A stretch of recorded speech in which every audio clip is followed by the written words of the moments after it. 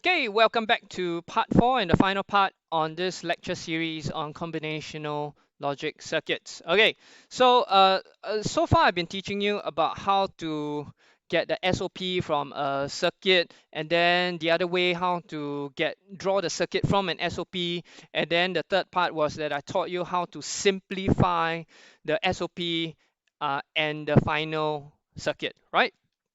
In this last part, I'm going to teach you the context as to why we do all of this. So the whole reason why we do all of this is to solve real life problems. Okay, so this is the context of why we are doing it. So any problem, if a problem, not any problem, if a problem I can't solve any personal emotional problems, but uh, problems that we can solve using logic gates, we can build, right? And if we can build them, we can implement them. So for example, let's look at this work example 12.7. The relay match wants to generate a list of participants to qualify for semifinals, so yada, yada, yada. So they need to be able to complete any two of these tasks, any two of this. So they either do this or this, or this or this, this or this, and well, you get it, right? So they need to complete at least two. So the first thing is let's assign an alphabet to some of these things. So I don't know what alphabet they assign, so they call it A, B, C, right? So A, B, C. A, B. Okay, so same thing, you draw your truth table, 4 ones, 4 zeros, 4 ones, 2 zeros, 2 ones, 2 0, 2 1, 0 1, 0 1, 0 1. This is standard. And then from here, the output will be a 1 if any two of the inputs is true. Remember, they just need to complete any two. So long as so long as any of the three inputs out of the three, two are correct, true, the output will be a 1. So in this case, BC, AC, AB, and of course, if you complete all three, needless to say, you're the best, you're the bomb, you're into the semifinals. So I have 4 situations whereby the output will be true. And after this, remember, we can straight away implement the solution, no problem. But I already taught you how to simplify the expression, and let's go ahead and simplify this now. So first thing, draw a K-map, solve for the loops, and after you get the loops, this is the expression you will get. And after getting the expression, you can actually implement the circuit like so. So it's as simple as that. Okay, so from start to end, that's the whole general idea. Okay, let's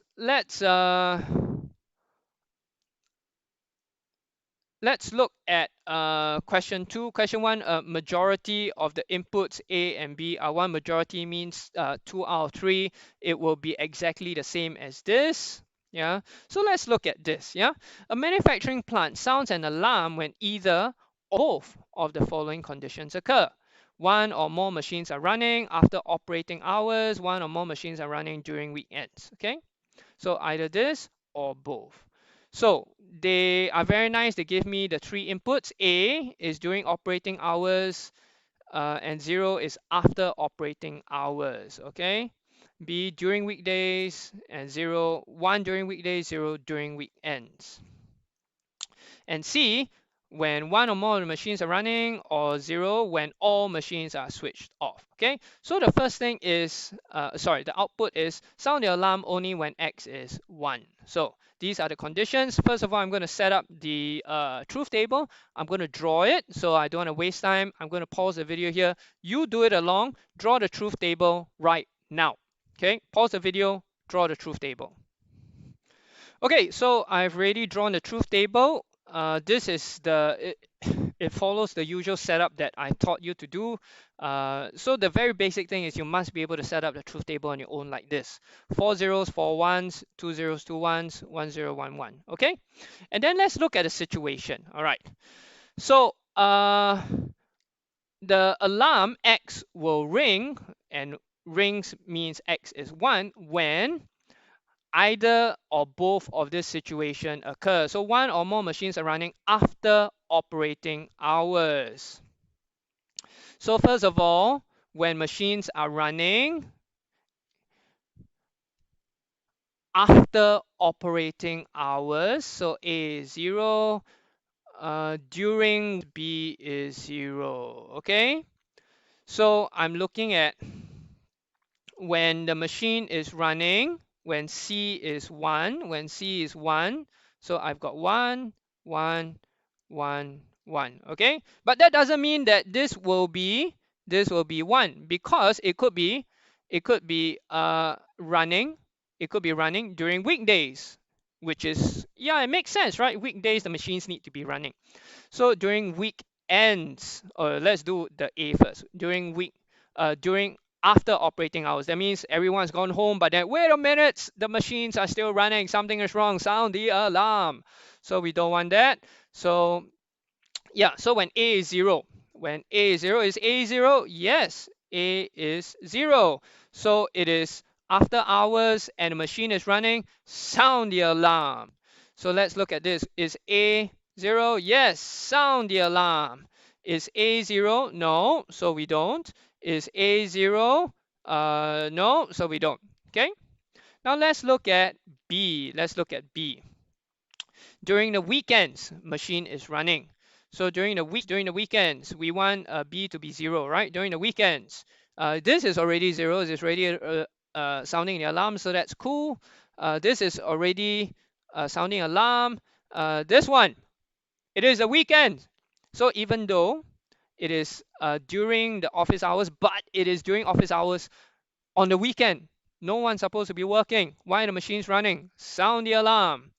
And this one, no, it is during weekdays, during office hours, machines are running, that's fine. Okay, so the alarm will only sound during these 3 situations.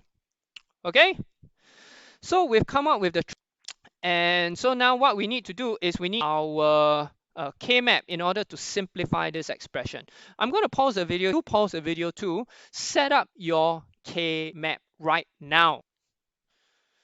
Okay, so I've drawn the K-map. Now let's populate this K-map here. Okay, 0, 0, 0, 0, 0, 0, it is 0, 0, 0, 1, 0, 0, 1, it is a 1, 0, 1, 1, 0, 1, 1, it is a 1, 0, 1, 0, 0, 1, 0, it is a 0. Now 1, 0, 0, 1, 0, 0, it is a 0, 1, 0, 1, 1, 0, 1, it is a 1, 1, 1, 1, 1, 1, 1 is a 0, and 1, 1, 0, 1, 1, 0, it is a 0. Okay, so we've populated this K-map. Now, I want you to pause the video now and come up with the SOP expression right now. Pause the video, do it. Okay, so I hope you didn't cheat. I hope you paused it. And right now I'm going to come out with the loops. All right, so let's use a very nice purple color to come up with the loop. So I have one loop here and I have one loop here. So right now, let's study this loop first, this vertical loop here. So A is not common. A changes from 0 to 1, so I don't want A. And I want both B complement and C, right? Because that B complement and C is common for this loop here. So I want B complement and C, or I have another loop, or, so now A complement is common, right? So A complement and B changes, so I don't want B. I want the one that's common. So C. C from here to here is still 1. So, and C. Okay, so I've simplified the expression I would have gotten if I gotten it from this truth table. I've used a K-map to simplify it. Now I want to implement the circuit. So pause the video here again. Try and see whether you can draw the circuit. I'm going to do it on my own. And when we come back together after you finish drawing, press play again and we'll see whether we get the same circuit. Okay? Okay, so this is what I came up with. All right. Yeah, so this is my solution. for the problem of the factory sounding an alarm. Yeah. So I don't know what sort of component they'll use in order to get these sensors A, B, C, right? But I do know the output here, I will have to connect a buzzer.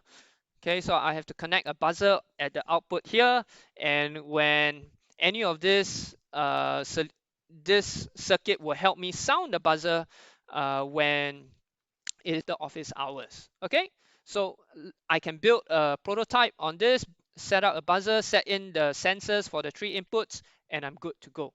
So this is how we use logic gates to help us solve problems. Okay, so I've just a very quick summary.